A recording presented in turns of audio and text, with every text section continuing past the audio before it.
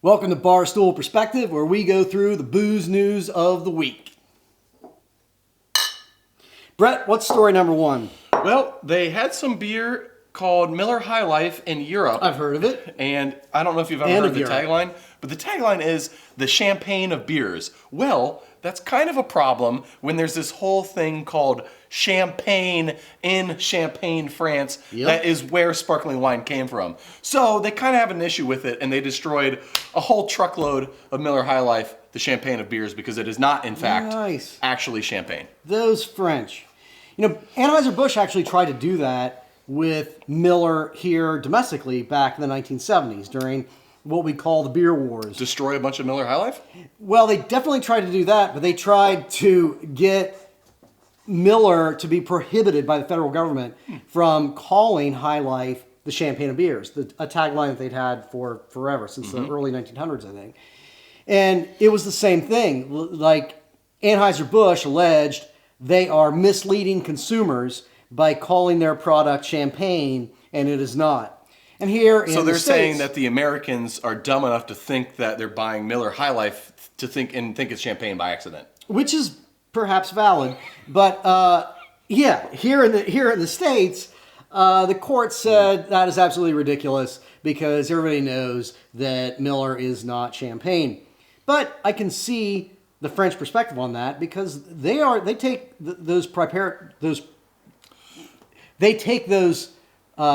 Contrary to popular belief, the French do have pride. They have a lot of misplaced pride, and they love French stuff. There's one thing the French love, it's the fucking French. And if they invented a thing called champagne, they're going to protect that. And it's actually one thing I admire about the EU as a whole, is that they actually have geographic protected areas of origin, which we don't have in the US. Well, they're proprietary, and there is a real financial consequences to that. There's a big and you incentive cannot there. people make champagne in the United States. Well, in North they America, make sparkling in general. wine. Correct. You have to call it sparkling wine. Yes. You can't call it champagne. You can't call a wine a Burgundy in the United States. You can make a Burgundy, but you can't call it a Burgundy because it's also proprietary. Well, what about bourbon? A lot of people think mistakenly that bourbon is proprietary and that you can only make bourbon in Kentucky, which is how it should be. It's definitely how God intended. Makes sense to me. But God did invent Kentucky. God did invent Kentucky, and you can, I lived there. You can ask Kentuckians. I read it on Absolutely- Wikipedia. It's true. It is absolutely true. It's on the signs, I think. But Welcome to the God's Commonwealth. you can actually make, there's a lot of broken things about Kentucky, but it is a beautiful state. And it does make spectacular bourbon. And it really should own bourbon, but it doesn't. We don't do that here in the U.S. the way that they do in Europe. No, and it's a shame. We have very few protections on geographical-based stuff, which is great in that it's democratized in the U.S., but it's terrible in that there's no international protections for it. And people can make bourbon in China, which is crazy. Yeah, which they do. Speaking of insane things, the Brewers Association just released their top 50 biggest craft breweries in the U.S., and strangely enough, it kind of stinks. Yeah?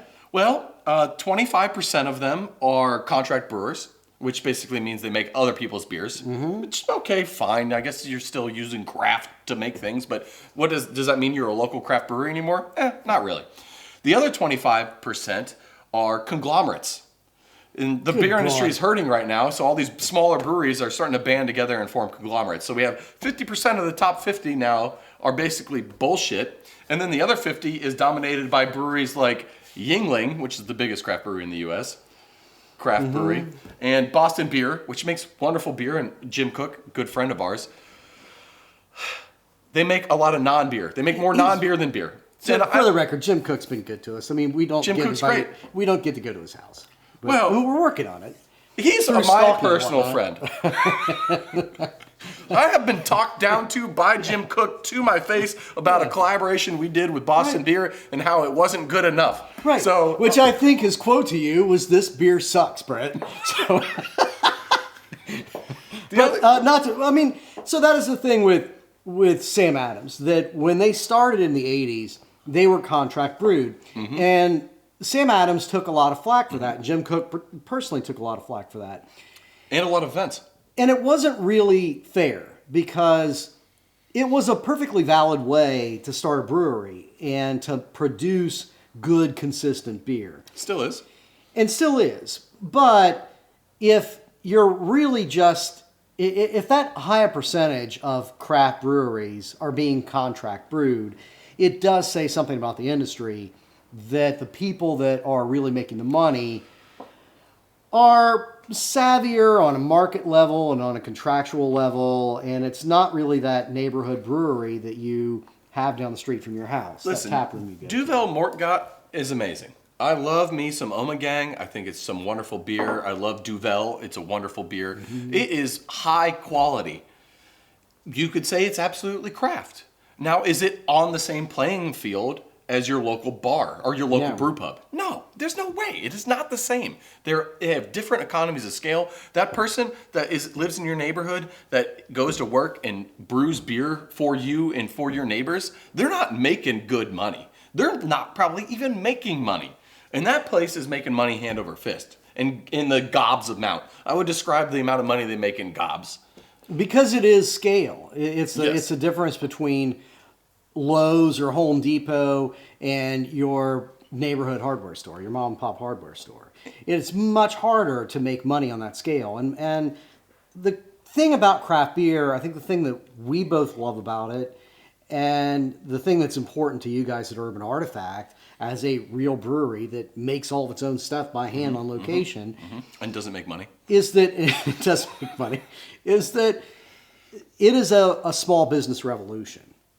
And that's Yes. not what you're seeing. And that's very different from a large conglomerate or a really big corporation contract brewing its beers. And that's what helps them make America wonderful is small businesses. It keeps money in neighborhoods. It keeps people employed. It keeps money local, which is really what helps make everybody have a better quality of life. And the fact that what I'm seeing is craft beer is moving away from that, these consolidation, this conglomeration of smaller breweries into making bigger brewery groups. It's only a matter of time before they just start getting lumped into the next Anheuser-Busch or whatever joint venture. So it's Right. kind of a sad step away from what made craft beer great and wonderful, this local community aspect, and we're just slowly moving away from turning into Applebee's from what once was a unique soul-filled thing. It's also only a matter of time until all jobs are replaced by AI and we're taken over in a Terminator-like world. Well, speaking of people who So- don't do anything, CEOs, there's two new ones locally here in Ohio. Brewdog USA got a new CEO, Yeah. which I think this is like their 5th, 6th, 20th new CEO. I don't know. They keep hiring in people and then they realize how shit a company that pretends to be punk that's not actually punk is. So they keep leaving or getting pushed out or fired. Plus, you know, the owners are dirtbags. So that doesn't help. So I'm sure this guy was going to last much longer. He's going to do a great job. Good luck, buddy. We love you. We're rooting for you at Brew Dog. That's local and craft and has everyone's best interest at heart. Yeah. How much does the new CEO of the Punk as Fuck Brewery make? Well, more than you. So do most McDonald's drive-thru employees. I'm right there with you. Locally, Rheingeist got a new CEO, which I didn't know they were even looking for one. But so that's some interesting news. CEOs, fuck them. But, Brewdog, if you really want a punk as fuck CEO, I'm unemployed, bitches. That is pretty anarchist. Yeah. I mean, I got some sense. I'll run your company, but we'll spray paint things and whatnot. On behalf of Brewdog, you're hired. We're not going to pay you anything. White Claw is getting into spirits. Now, this is a twofer. White Claw is moving away from White Claw Seltzer, and they're getting into White Claw vodka sodas, which is basically the same thing. Right. But this is also tied into spirits for the first time ever has passed beer in total dollar sales. Beer has been the number one by dollar sold alcoholic beverage in the U.S. for as long as they've been keeping track of it. For the first time ever, spirits are now in the lead, and it is because of the vodka sodas and the RTDs, the ready-to-drink cocktails, that are starting to explode.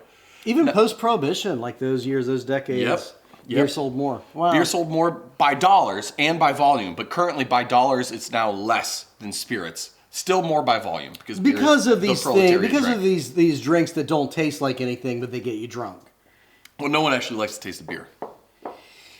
We have that argument on Brew Skies all the time. People do like the taste of beer. We like the taste of beer. Statistically speaking, the majority of the drinking population, I don't think likes the taste of alcohol. I've done way too much cocaine in my life and my nose is fucked. I can't smell or taste anything anymore. So I just drink it because it's low calorie. Brett's looking for a sommelier job. So the National Beer and Wine Wholesalers Association, on the back of this spirits takeover, has issued a joint statement on behalf of beer and wine and distributors across America that the number one biggest risk to beer and its continued success is ready-to-drink cocktails, and they are launching all of their money and legislative efforts into blocking ready-to-drink cocktails from getting lower excise taxes. Thank you, COVID. I mean, were they really a thing prior to COVID? The pre-mixed cocktail they existed. But They've been sales? trying to do it from the 90s. Jack Daniels had a thing in the 90s. It didn't really catch. It's happened throughout the years. It's never really been a thing. Yeah. But now it's a big thing. COVID, I think, is the thing that made it a big thing, that put it over the top. You couldn't go to the bar for a while, so let's buy cocktails in a can. Yeah. But that stuck. And now you can go to a bar, but inflation sucks and the drink prices are terrible everywhere. So That's why I drink crap. yeah, it's why I started drinking bad alcohol again. That's why I drink nothing but Urban Artifact. Not because it's cheap. Because it tastes bad. It is delicious. Did you know they make it sour? What? Sour beers? Who wants to drink that? Right? I don't get it. Anyway, Budweiser, they just fired 2 people over this fiasco around a rainbow can.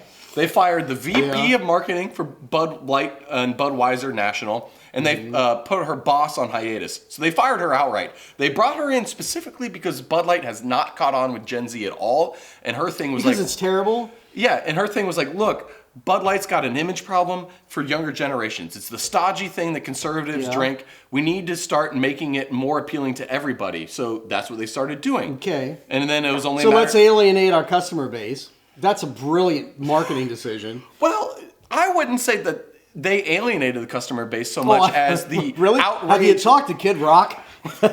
It's outrage media that picked it up and fucking ran with it. Did you even see the advert with Dylan Mulvaney? No, I didn't know. See, and 99% of everyone that's outraged did not see it. I have a great chiropractor who's very far right wing, and he gives me. It's how I learn what happens on Fox in the course of a week.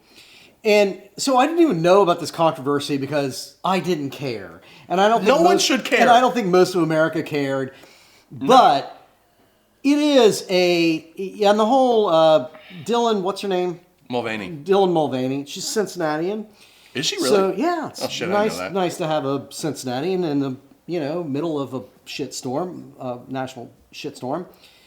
But I mean, really, just from a marketing standpoint, if you're Bud Light, it's not that initial. There was the initial thing with this Dylan Mulvaney, and she apparently won some sort of YouTube contest. Or TikTok, I guess it was. So it's the TikTok contest, and they made some cans with her face on it and did some promo and whatever. Mm-hmm. That's fine. I think that initial controversy was obscenely overblown. But then when you have somebody that actually works for Bud Light effectively insulting their customer base, that's just not what's called good business. What do you mean? I don't remember seeing there was an official statement that came out of, I think one of the 2 people that got fired was recorded. I don't know if it was an official statement or just something that they were caught on record saying, but they made some statement to the effect that they needed to change the branding for the reasons that you're saying. Mm-hmm. But in the course of that statement, it was rather derogatory to their customer base. It was referring to their customer base as, I don't know, dumb frat guy. I'm paraphrasing, but which is accurate, 100% accurate. Yeah. But it's also a dumb thing to say. I mean, if your customer base are dumb, You don't call them dumb. Even dumb people don't like to be called dumb. Well, maybe they should get used to it. Maybe that would help with things. It's But not going to increase your sales. I have some quotes from her on this exact subject. Yeah. I had a really clear job to do when I took over Bud Light. It was, this brand is in decline. It's been in decline for a really long time. And if we True. do not attract young drinkers to come to Bud Light and drink this brand, there will be no future for Bud Light. And that's the truth. Okay, let it die. And then, well, but that wasn't what she was hired for. So then she follows that up, saying that she said that a shift in tone means that having a campaign that's truly inclusive and feels lighter and brighter and different and appeals to women and to men of a younger generation.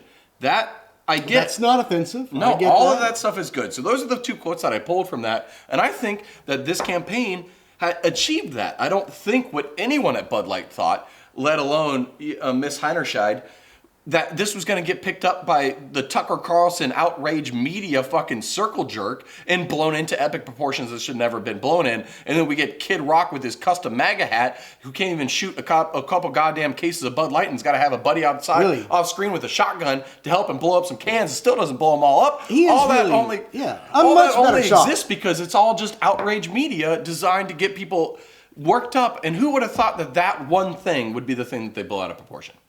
I mean, how many other things have they done like this that we've never even heard about? They have to find something to take your eye off the ball of the ways that they're actually screwing Exactly. up the So country. if you are a redneck that's worked up over this shit, don't be. Because first of all, it's all designed to send you somewhere else. And second of all, the real problem is the fucking billionaires. So turn your goddamn eyes bright and look. This isn't the problem here. It's it's not the a Bud person. Light. It's not a Bud Light, though. And if you're Kid Rock, Maybe this is a Bud Light. the first album was great. I'm not going to take that away from you. Could you have not just retired or overdosed after that first album? Just please. Why? Why? You could have gone down in greatness. Next story, Brett. Ball with the ball. Alcohol Cowboy, delivery. baby. Alcohol delivery is not increasing drinking, but it is increasing underage consumption of alcohol at the home place, to the surprise of no one. You mean like the whole you call up the liquor store, or the brewery or whatever, and they Yeah. bring a beer. Yeah. It's increasing what? Underage consumption at the home? It's increasing underage consumption, but is not increasing total drinking. So the worry when they allowed UPS to deliver alcohol was more people were going to start getting way too drunk at home all the time, especially with work from home and COVID. And the whole narrative in COVID was more people are drinking. That's not true. People have not changed the amount of alcohol they drank. They just changed how much they drank at home during COVID. Right. And some of that has stuck, and we still drink more at home than we did pre-COVID.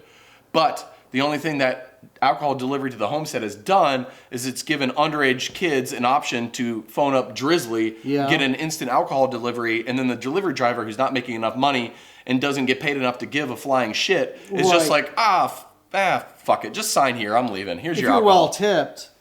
Absolutely. I would have done that as a minor, and I would have done that as a broke delivery driver. If I was 23 not making shit and some kids bought some alcohol and I knew they're underage, yeah, fuck it, here's your beer. Absolutely. But Gen Z. Who wouldn't? I had to go out. I had to build relationships with the carryouts and liquor store to buy underage. It was work. I had to get fake IDs. I had to bribe people. You're not learning applicable life skills. And that's your kids these days rant from Michael Morgan. Kids these days. On that note, speaking of underage kids, the best alcohol-free story of the week. I actually have 3 of them this week to end the show. Okay, I got First, one. the latest TikTok trend is mixing espresso with tonic. Sounds gross. Oh, yeah? That's all I wanted to say. It just sounds gross. Agreed? Second, also gross non-alcohol trend of the week. Cup of Noodles, the shitty ramen place that sells microwave ramen. They released breakfast ramen. It's ramen that, quote, is ramen noodles in sauce artificially flavored as maple syrup pancakes, sausage, and eggs. Ew. Just ew. Okay, and the last one is our good friend Joe Biden is running for president again. And that's the end of the alcohol-free stories of the week. I have one. Oh, let's hear it. My favorite worst story of the week. I don't think Joe Biden running for president is a bad story. No, it's just alcohol free. It's just a story. It's not alcohol related. It's Joe Biden. He's running, and I don't think anyone's excited. I don't think anyone's not excited. It's just, it is what it is. Joe's excited. But I bet Hunter's excited. Think of that. Think of the laptop 2 electric boogaloo that's about to come out. There's going to be balls on this one. this week, we learned that Apple is introducing a new app that you can journal on, which means keeping... I didn't think you were going to start journal with a J as journal. There's a lot of things you can do online. Anyway, journaling, a journaling app. Yes, journaling app. So, people for hundreds of years have kept diaries. And, diaries always used to be these things that they even came, you sold a diary, had a lock on it because Personal, it's private. yes. It's personal. It's a private thing. You hid your diary away. Yes. Now, if you're a youth, diaries are apparently going to work that you enter all of your deepest personal secrets and desires into your phone, and then all of that becomes the property of Apple.